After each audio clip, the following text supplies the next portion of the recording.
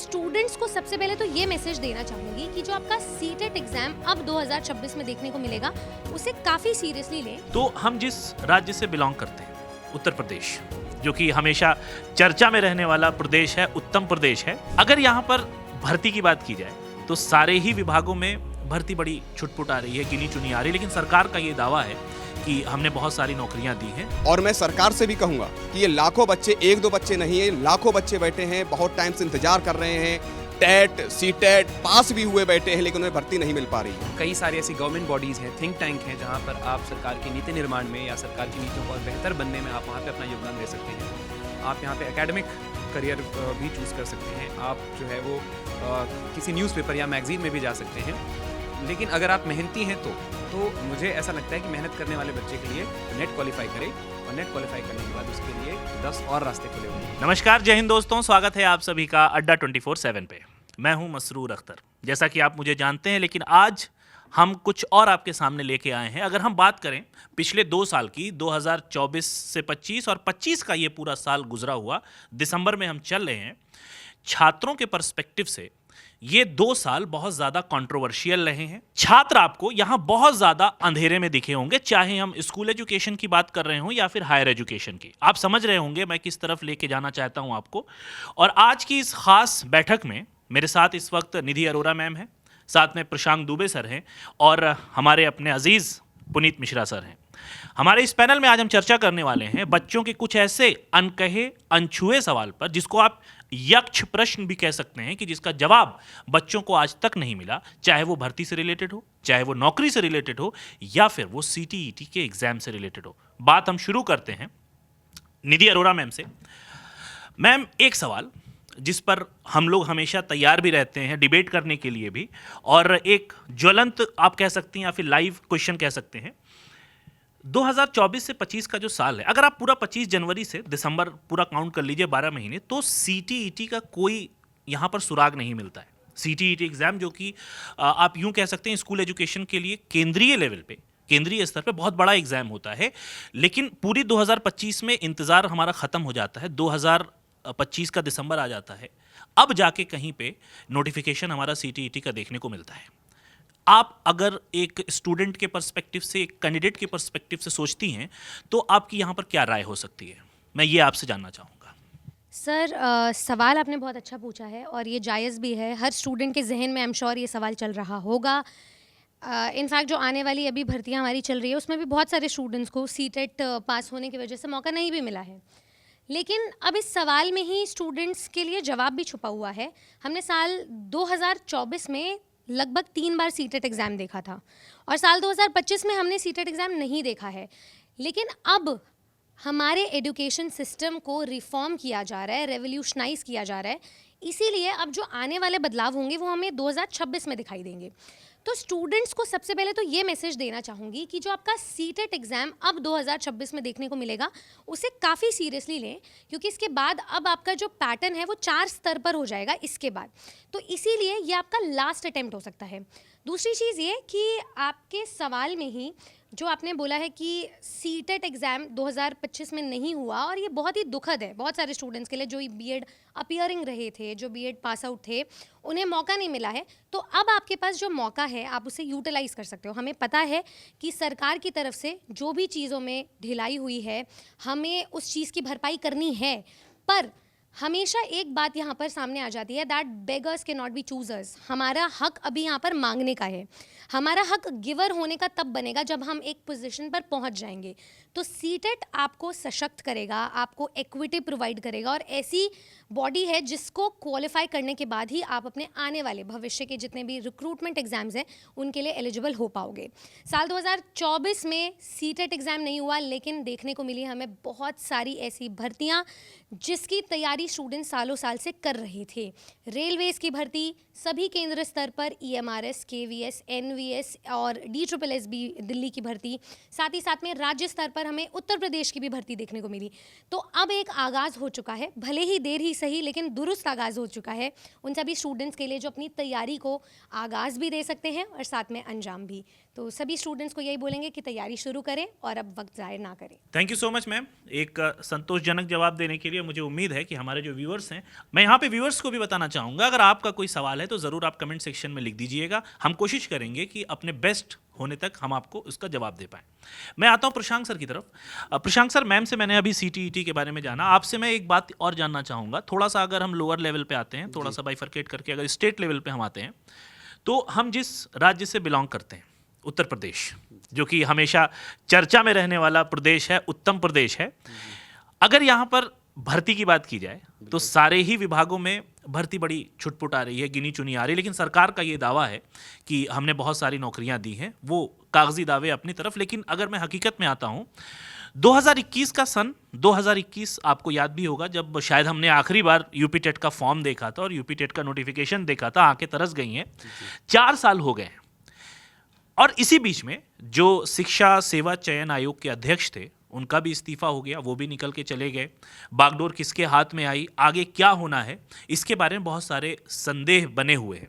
आप थोड़ा सा मुझे इस पर क्लैरिटी दें और स्टूडेंट्स को भी अपनी बात से संतुष्ट कर दें, ये बता के कि क्या भविष्य रहने वाला है। यूपी टेट का हमें फॉर्म कब देखने को मिलेगा, जो कि जनवरी में कराने की बात करी गई थी कि हम जनवरी में यूपी टेट का एग्जाम करा लेंगे, मगर वो भी अभी होल्ड पे है, उसका भी कुछ अता पता नहीं है। हालांकि CTET की परीक्षा काफ़ी चरम पे है। तो आप इसमें मुझे थोड़ा एक संतोषजनक जवाब दे दें, सो दैट बच्चों को जो यूपी टेट से रिलेटेड क्लैरिटी है वो मिल जाए। साथ ही आप एक बात और मुझे बताइएगा कि यूपी टेट परीक्षा के होने से किन छात्रों को फायदा होगा।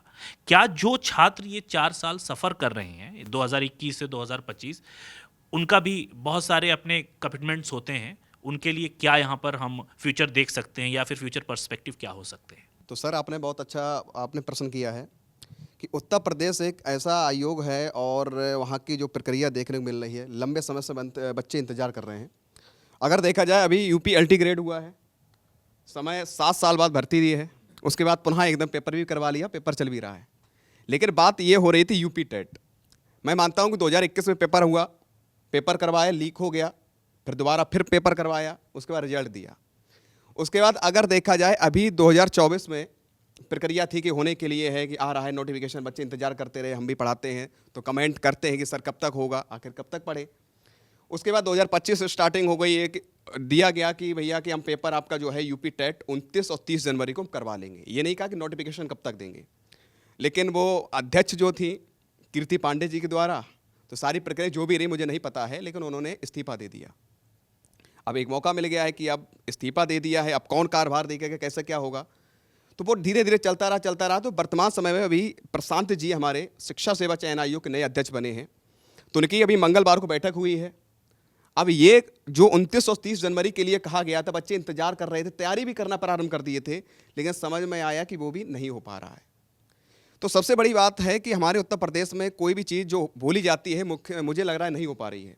जो भी भर्ती देखी होगी आपने, TGT PGT, मुझे लग रहा है कि बच्चे इतने निराश हो चुके, हताश हो चुके, कॉपी बंद कर दें कि हो नहीं पाएगा, क्योंकि हर आए दिन यानी डेट दे दी जाती है, फिर एग्ज़ाम नहीं करवा पाते हैं। ये मुझे लगता है कि कहीं ना कहीं आयोग को भी इस पर देखना चाहिए, विचार करना चाहिए। और मैं सरकार से भी कहूँगा कि ये लाखों बच्चे, 1-2 बच्चे नहीं है, लाखों बच्चे बैठे हैं, बहुत टाइम से इंतजार कर रहे हैं, टेट CTET पास भी हुए बैठे हैं, लेकिन उन्हें भर्ती नहीं मिल पा रही है। और आने वाला समय जो है 2026 के लिए है, अब दिसंबर तो जा ही रही है, मुझे लग रहा है कि यूपी टेट जो जनवरी में होने के लिए था, तो जनवरी प्रोसेस ये थी, जनवरी में पेपर करवा लेंगे, तो अप्रैल या मई तक हम आपकी सुपर टेट जो आने वाली भर्ती है वो हम करवा लेंगे। अब यूपी टेट लंबा जाएगा तो भर्ती कब जाएगी? ये 27 में इलेक्शन है। और मैं जितने भी युवा साथी हैं, मैं उनसे ये भी कहूँगा कि आप ये मत सोचो कि जब आएगा नोटिफिकेशन तब पढ़ना प्रारंभ कर देंगे। यूपी LT ग्रेड जैसे 12,36,000 12 लाख प्लस बच्चों ने फॉर्म भरा है। अगर तुम देखोगे पहले ही दिन, जिस दिन 6 तारीख को पेपर हुआ था, उसी दिन लाखों बच्चों ने पेपर, लाखों तो नहीं कह सकते हैं, 50% कम से उससे कम बच्चों ने छोड़ दिया था पेपर। तो आपसे भी मैं कहूँगा तैयारी करते रहो। बाद बाकी जो सर आपने बोला कि एग्ज़ाम कब तक होगा यूपी टेट का, तो मैं आपसे कहना चाहता हूँ कि जहाँ तक है मेरा अनुमान है कि जनवरी लास्ट या फरवरी में ये नोटिफिकेशन यूपी टेट का दे ही देंगे, पूरी प्रोसेस करेंगे। और उसके बाद जो है ये पेपर मुझे लग रहा है कि मई तक, क्योंकि उन्होंने बोला भी है, अभी बैठक हुई थी मंगलवार को, और जो नए शिक्षा सेवा चयन अध्यक्ष जी हैं उनके साथ बैठक हुई, बाकायदा उन्होंने बोला है कि इसको हम मई तक लेकर जाएंगे।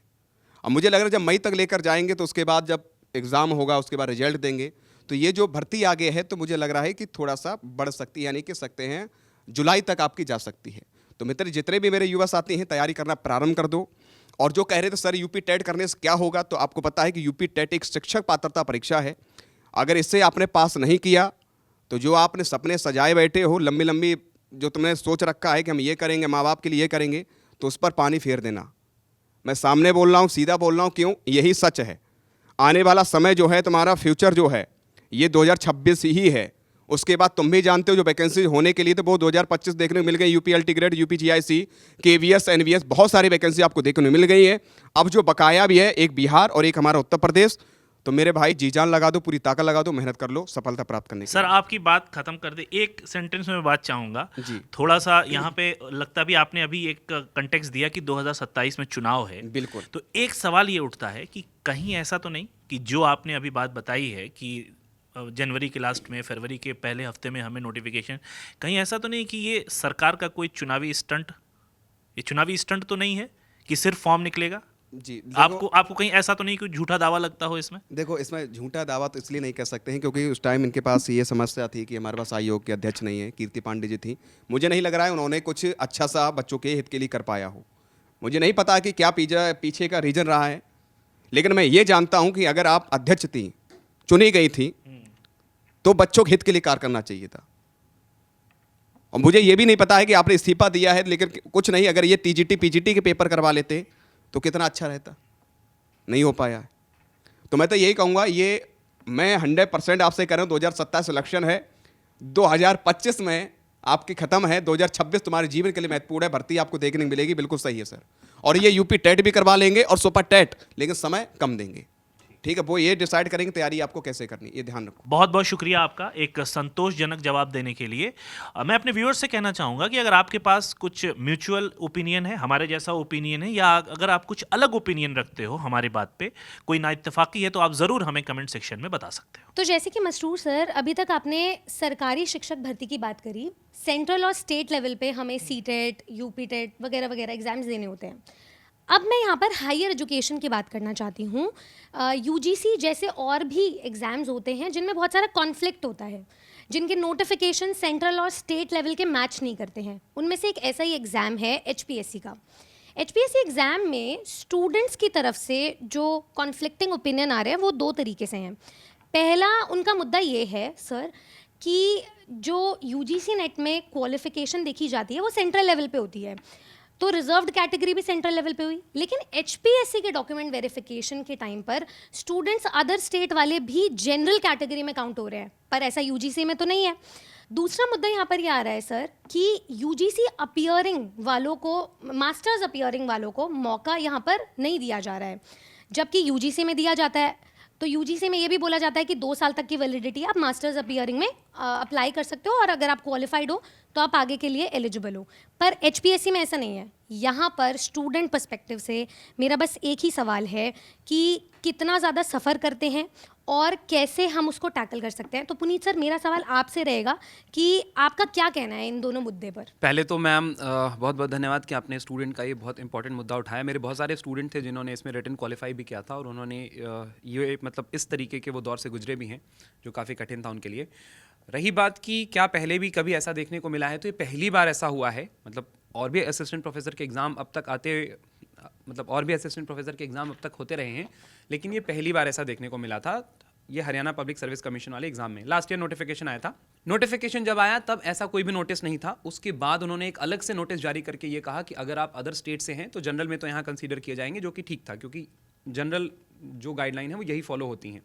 बट उन्होंने ये कहा कि आपका नेट भी क्वालिफाई होना चाहिए जनरल लेवल पे, मतलब जनरल कैटेगरी के कैंडिडेट के जितने मार्क्स हैं उतने ही मार्क्स लाके आपका नेट क्वालिफाई होना चाहिए, तभी आप एलिजिबल हैं। तो ये एक तरीके का जैसे हम कहते हैं तुगलकी फरमान है, वैसा ही था। और इस तरीके की जो ये गाइडलाइंस होती हैं या इस तरीके के जो प्रोविजंस कभी ऐसे जोड़ दिए जाते हैं, ये टिकते नहीं हैं। और अंततः जो फैसला होता है कोर्ट के द्वारा वो स्टूडेंट के फेवर में ही होता है, क्योंकि आप बैक डेट में जाके आप ऐसा चीज़ नहीं कर सकते हैं। अगर यूजीसी की गाइडलाइन ये कहती हैं कि आप अपीयरिंग स्टूडेंट हैं और आप 2 साल के अंदर आपको मास्टर कंप्लीट करना है, आपका नेट वैलिड होगा, तो स्टेट को वो गाइडलाइंस फॉलो करनी पड़ेंगी, क्योंकि यूजीसी रेगुलेट करती है स्टेट के लेवल पर हायर एजुकेशन को। ठीक है। दूसरा चीज़ कि अगर वहाँ पे यूजीसी ने आपको रिजर्वेशन कैटेगरी दी हुई है तो आप अलग से कोई भी स्टेट उसमें इस तरीके की क्राइटेरिया या इस तरीके की कंडीशंस नहीं लगा सकता है। अगर ऐसा होता भी है तो वो मुद्दा फिर कोर्ट जाता है और इसमें लास्ट में बच्चों की ही जीत होती है। तो बच्चों को इसमें परेशान होने की कोई ज़रूरत नहीं है।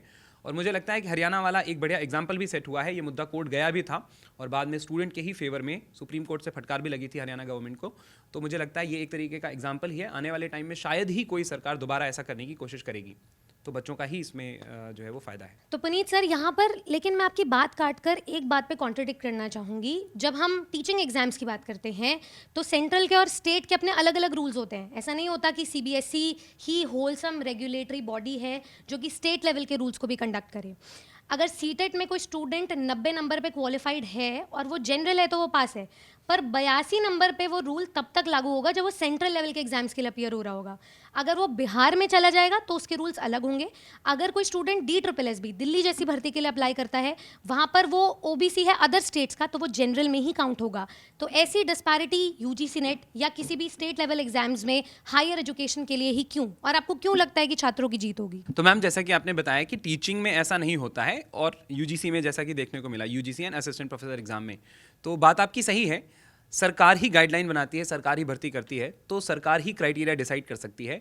बट मेन मुद्दा यहाँ पर यह है कि ट्रांसपेरेंसी होनी चाहिए। आप जब नोटिफिकेशन इशू करो उसी टाइम पे आप उसमें साफ साफ लिख दो कि क्या क्राइटेरिया है, क्या गाइडलाइन है। आप नोटिफिकेशन इशू करने के बाद ऐसा अगर कर रहे हो तो फिर स्टूडेंट्स की ही जीत होगी, जैसा कि हरियाणा वाले में हुआ है। आपने जिस मुद्दे को उठाया है टीचिंग में, वहां पर सरकार पहले से ही बता देती है कि हाँ बिहार के लेवल पे ये क्राइटेरिया है एंड सेंट्रल लेवल पे ये क्राइटेरिया है।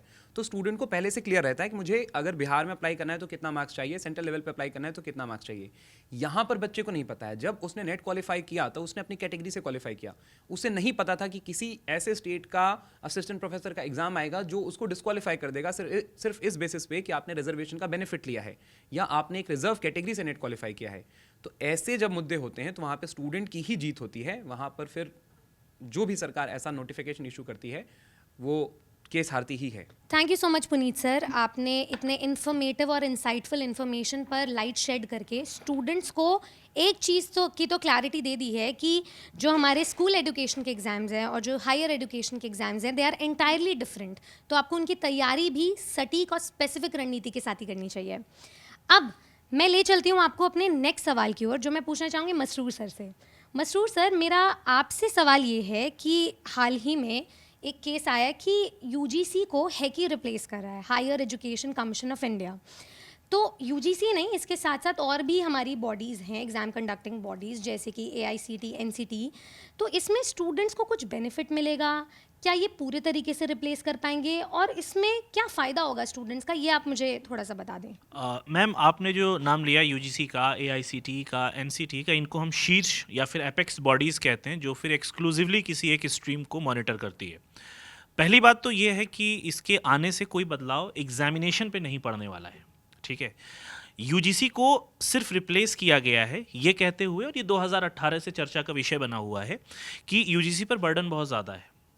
और 2020 में जब नेशनल एजुकेशन पॉलिसी आई तो इसमें थोड़ी सी एक्सेलरेट हो गया ये मामला और इसको फिर चेंज करने की बात कही गई कि हम यूजीसी को रिप्लेस करके higher education commission of India लेके आएंगे। अब उसके बाद भी इसमें छोटा सा सेग्रीगेशन है, इसको 4 वर्टिकल में डिवाइड कर दिया गया है। पहला वर्टिकल होता है national higher education regulatory council, जो कि सिंगल बॉडी रेगुलेटर है, वो सारे ही हायर एजुकेशन को रेगुलेट करेगा। उसी के साथ जैसे हम यूजीसी में NAAC NAC को देखते थे, इसमें भी NAC है, नेशनल एक्रेडिटेशन काउंसिल, जो कि एक्रेडिटेशन करेगा संस्थाओं का। उसके बाद यूजीसी का जो मेन काम था फंडिंग का और फाइनेंसिंग का, उसका काम इन्होंने HECI ने, जो तीसरा वर्टिकल है इनका हायर एजुकेशन ग्रांट्स काउंसिल, उसको दिया है। और चौथा वर्टिकल है जनरल एजुकेशन काउंसिल, जो कि सिलेबस को, करिकुलम को रेगुलेट करने का काम करेगा। तो मेनली ये काम हो रहा है। और यहाँ पे एक बात और मैं बता दूँ, ये एग्जामिनेशन पॉइंट ऑफ व्यू से बहुत इंपॉर्टेंट है कि HECI मेडिकल और लीगल एग्जामिनेशन को MCI, medical council of India, और बार काउंसिल ऑफ इंडिया को कंसीडर नहीं करेगा, यानी ये दोनों इसके अम्ब्रेला के अंतर्गत नहीं आएंगे। बाकी रही बात जो एग्जामिनेशन की, तो यूजीसी का नेट का जो एग्जाम है वो एज यूजुअल कंडक्ट होगा।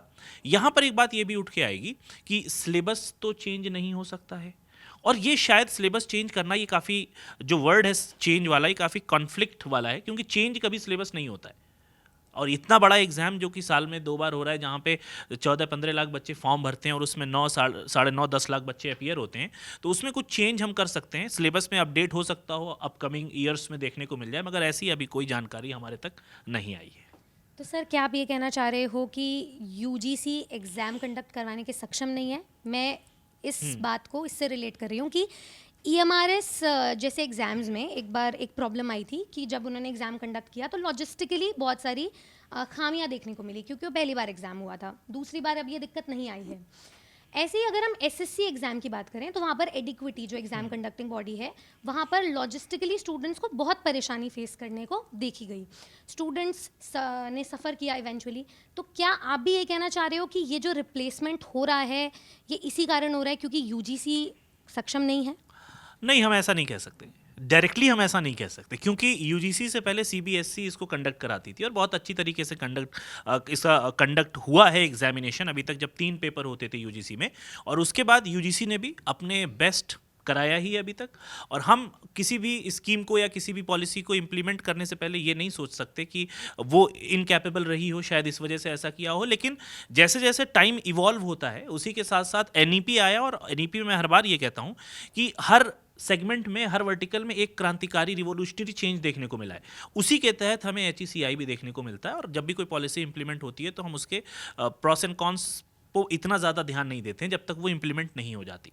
तो अभी इस पर कुछ भी कहना बहुत जल्दी हो जाएगा। मैम अपनी बात लेकिन मैं यहाँ पे ख़त्म करूँगा। अपनी बात तो ख़त्म मैं एक जवाब से नहीं करूँगा, एक सवाल से करूँगा। सवाल ये है कि अभी जैसे मैंने प्रशांत सर से बात करी इस मुद्दे पे कि एग्ज़ाम 2021 में हुआ, फिर अभी हुआ। अगर एग्ज़ाम से हट के हम देखते हैं, एग्ज़ाम के बाद वैकेंसी काफ़ी अहम मुद्दा है, क्योंकि बच्चा एग्ज़ाम देता है तो वैकेंसीज़ के लिए ही देता है कि नौकरी हमें मिल जाएगी। वैकेंसीज़ एक बार ऐसा था कि फ़कीर के कटोरे में कुछ भी नहीं था, और अचानक से होता क्या है कि यूपीएलटी की भी भर्ती आती है, केवीएस एनवीएस की भी आती है, ईएमआरएस की भी आती है। बच्चा कंफ्यूज है कि इतने पैसे हम कहाँ से लेके आएँ, ईएमआरएस का फॉर्म भरें। लेकिन दूसरी तरफ ऑन द अदर हैंड सिक्के का जो दूसरा पहलू है वो ये है कि दूसरा भी भर देते हैं, तीसरा फॉर्म भी भर देते हैं। बाई चांस अगर हम एक में क्वालिफाई ना कर पाए तो हमारा दूसरा हो जाएगा, इतना हमें अपने पोटेंशियल पर भरोसा है। मगर आप इसको किस टेंजेंट से देखती हैं? क्या ये सही है सरकार का ये कदम कि एक साथ सारी वैकेंसी दे देना, उड़ेल देना, बच्चा कंफ्यूज हो जाए क्या पढ़े क्या छोड़ें, और या फिर ये बच्चे के हक में सही होगा? आपका इस पे क्या स्टैंड है? सर ये जो आपने सवाल किया है ना, इस सिचुएशन को हम प्लेंटी ऑफ नन वाली सिचुएशन कहते हैं कि कहने को बहुत कुछ है और कहने को कुछ नहीं भी है। अब इस सिचुएशन में होता क्या है, स्टूडेंट्स सबसे पहले तो ये दिमाग लगाते हैं कि सरकार का इसमें फ़ायदा है, नुकसान है, क्या है। यहाँ पर हमें एक बात पता चल रही है कि अब से पिछले 2 साल पहले हमारे पास कोई भर्ती नहीं थी। 2022 में हमें लास्ट भर्ती देखने को मिली थी, लेकिन उसके बाद भर्ती नहीं आई टीचिंग वैकेंसीज़ में, और इनके कैलेंडर्स भी रेगुलराइज नहीं होते हैं। दिल्ली के अलावा बाकी सब जगह इरेगुलर कैलेंडर होता है। अब इस वजह से होता क्या है, अगर बैक टू बैक वैकेंसीज निकलती है, इसमें सरकार का तो पूरा फ़ायदा है, क्योंकि मान लो कोई एक स्टूडेंट है जो मल्टीपल जगह सिलेक्ट हो गया है, अब उसकी एक जगह तो उसका सिलेक्शन हो गया, बाकी तो सारी सीट्स उसकी खाली हो गई ना। तो सरकार का फ़ायदा ये है कि इस सीट्स को बैकलॉग में अगले फेज़ में कभी रिलीज़ करेंगे, तो वो सीट सारी वेकेंट चली गई। लेकिन फिर भी इस कंडीशन में मैं स्टूडेंट्स को यही बोलती हूँ कि एज टीचर्स आप ये सोचिए कि जब हम आपको 2 साल पहले भी पढ़ा रहे थे उसी फ्रीक्वेंसी, उसी इंटेंसिटी और उसी इंटेंट के साथ, तो आप स्टूडेंट्स से भी यही गुजारिश करती हूँ मैं कि अभी हालात सही नहीं है, ये बात हम सब समझते हैं। लेकिन अब जो आपके हालात बदलेंगे वो बैक टू बैक भी तो बदल सकते हैं। स्टूडेंट्स के लिए एक बहुत बड़ा मोटिवेशन भी होता है कि आज कोई एग्ज़ाम नहीं निकल रहा है क्योंकि है ही नहीं, पर अगर 2 साल की मेहनत है तो वो रजिस्टर तो होगी कहीं ना कहीं। अब बैक टू बैक वैकेंसीज हैं तो जो पोटेंशियल कैंडिडेट होता है उसके बैक टू बैक एग्जाम्स भी निकलते हैं, फिर उसके बाद एक चॉइस होती है, उसके बाद एक प्रिविलेज होता है कि मैं कौन सी भर्ती चूज़ करूँ। तो इसीलिए हम तो आपको वैकेंसी की तरफ गाइड कर ही रहे हैं, चाहे वो 2 साल पहले हो चाहे वो आज की डेट में हो।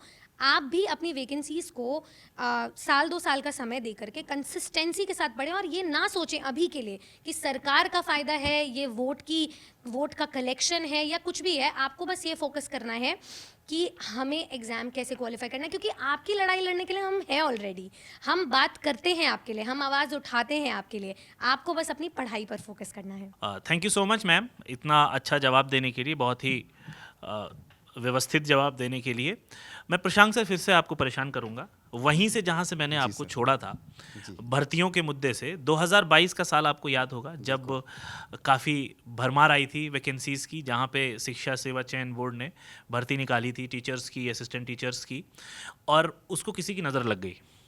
ठीक है, हर 15 दिन 20 दिन बाद उसकी डेट आती है, बच्चे तैयार हो जाते हैं, फिर उसी जब एग्ज़ाम डेट एक हफ्ता या 15 दिन पहले पहुंचती है डेट, तो पता क्या चलता है कि एक छोटी सी नोटिस आती है कि किन्हीं अपरिहार्य कारणों से आपकी परीक्षा रद्द कर दी गई है, अग्रिम दिनांक आपको नोटिस के तरीके से मिल जाएगी।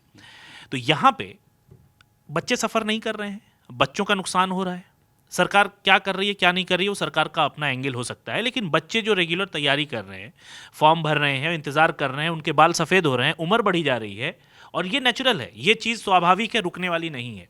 ठीक है, इसमें आप क्या कहना चाहोगे? क्या ये जो फिर मैं अभी आप इस बात को कहोगे कि सर आप इसको चुनावी जुमला मत कहिए, लेकिन मुझे ऐसा लगता है कि ये चुनावी स्टंट है, ये चुनावी जुमला है, क्योंकि 2027 में कहीं ऐसा तो नहीं कि बहला फुसला के एक लॉलीपॉप दे दिया है कि इसको हम खींचते खींचते लेके जाएंगे और आखिरी में हम इसको देंगे, तब तक पता चला कि कुछ लोगों की एज भी निकल जाएगी। आपका अपना इस पे क्या स्टैंड है, क्या कह सकते हैं आप इस पे? सर आपने बहुत अच्छा ये भी क्वेश्चन किया है। मुझे लग रहा है कि यूपी का सबसे ज़्यादा अगर देखा जाए, मैंने 2 से 3 बार सेशन किए हैं अपने अड्डा 24/7 पर, टीचर्स पर, हमेशा करते ही रहते हैं।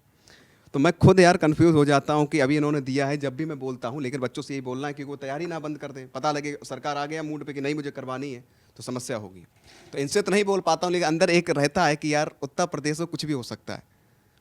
तो पहली बात आपने जो बोली है टीजीटी पीजीटी के लिए, मुझे लग रहा दिसंबर तक दोनों पेपर होने के लिए फाइनल हो चुका था। बाकायदा एक बढ़िया सा विज्ञप्ति के माध्यम से नोटिस जारी कर दिया गया था कि भैया तुम्हारे लिए प्रक्रिया होने वाली है।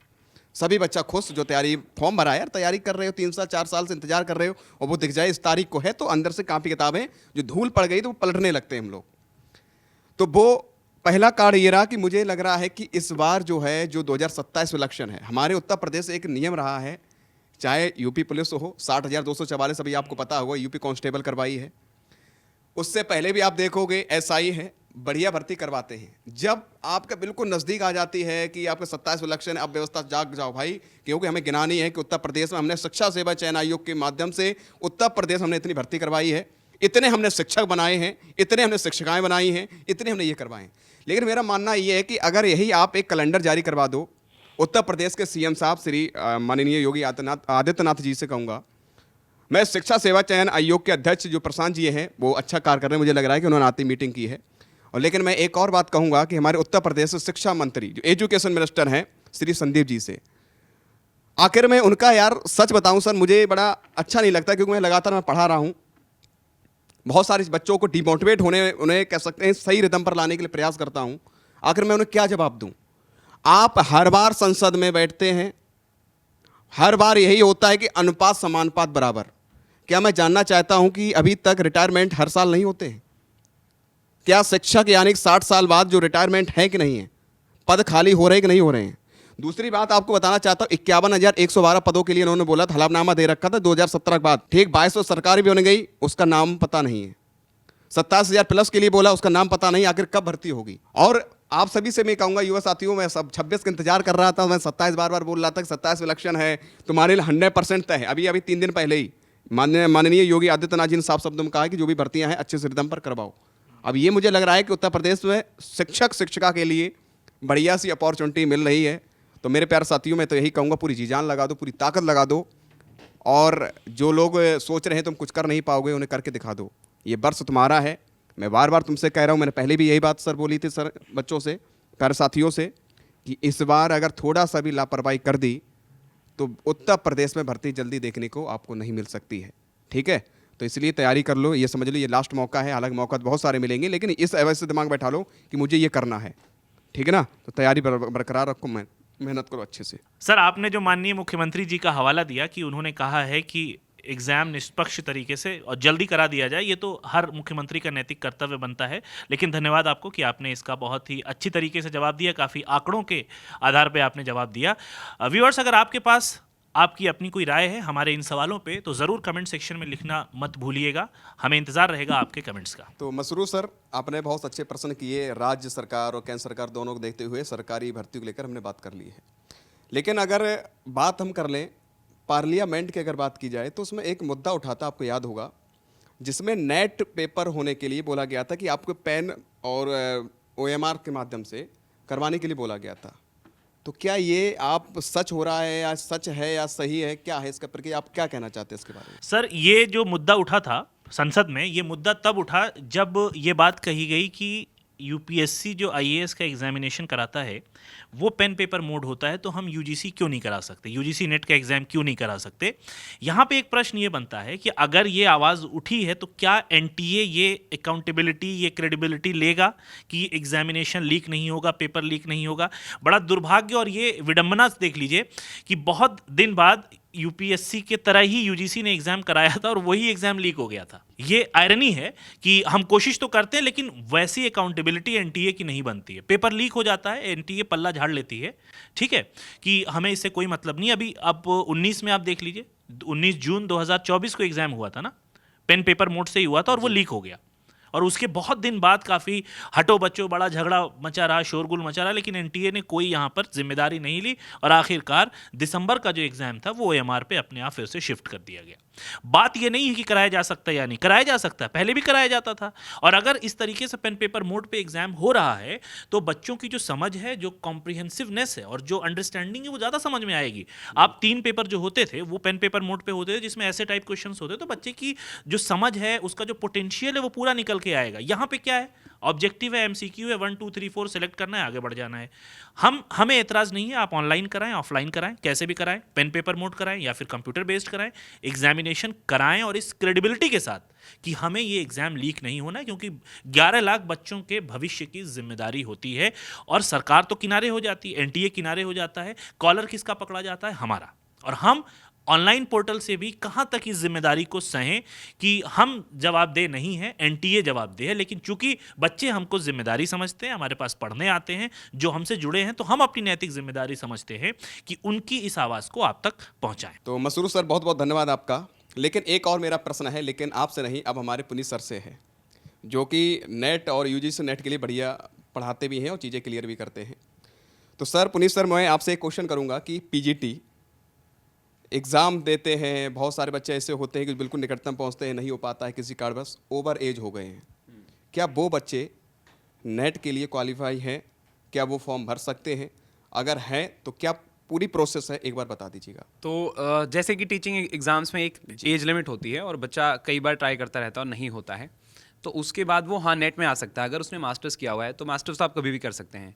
नेट के लिए ऐसा कोई क्राइटेरिया नहीं है कि आप एक सर्टेन एज तक दे सकते हैं। मेरे एक स्टूडेंट भी हैं जो 72 साल की उम्र में अभी यूजीसी नेट वो दे रहे हैं। तो आप किसी भी एज ग्रुप में हैं, आप यूजीसी नेट दे सकते हैं। और यूजीसी नेट देने के बाद फिर आप असिस्टेंट प्रोफेसर की भर्ती में भी आप जा सकते हैं, फिर आप पॉलिसी मेकिंग में जा सकते हैं, क्योंकि एक सर्टेन एज के बाद आपकी समझदारी और ज़्यादा बढ़ जाती है। तो आपके पास कई सारे रास्ते खुले हैं। आप रिसर्च असिस्टेंट या रिसर्च एसोसिएट बन सकते हैं, ठीक है। कई सारी ऐसी गवर्नमेंट बॉडीज़ हैं, थिंक टैंक हैं, जहाँ पर आप सरकार की नीति निर्माण में या सरकार की नीतियों को और बेहतर बनने में आप वहाँ पे अपना योगदान दे सकते हैं। आप यहाँ पे एकेडमिक करियर भी चूज़ कर सकते हैं। आप जो है वो किसी न्यूज़पेपर या मैगज़ीन में भी जा सकते हैं। लेकिन अगर आप मेहनती हैं तो मुझे ऐसा लगता है कि मेहनत करने वाले बच्चे के लिए तो रास्ते हमेशा खुले हुए हैं। अगर एक जगह कहीं पर रास्ता बंद हो गया है, पीजीटी में चलो ठीक है वो ओवर एज हो गया है, तो नेट क्वालिफाई करे और नेट क्वालिफाई करने के बाद उसके लिए 10 और रास्ते खुले हुए हैं। बहुत बहुत धन्यवाद सर, आपने अच्छा दिया। कि आपसे ये भी कहूँगा मेरे प्यारे साथियों कि पीजीटी ये मत सोचो कि हमारे ओवर एज हो गए, हमारे पास सारी समस्याएं खत्म हो चुकी। लेकिन सर ने जैसा बताया कि बहुत सारे आपके पास बहुत सारी अपॉर्चुनिटी है, उनका लाभ लेना है, मेहनत करना है और आगे बढ़ना है। धन्यवाद सर। मैम, अभी एक कोर्सेज से रिलेटेड बात सामने आ रही है, पीजी और यूजी कोर्सेज से, कि पीजी 1 साल का हो जाएगा।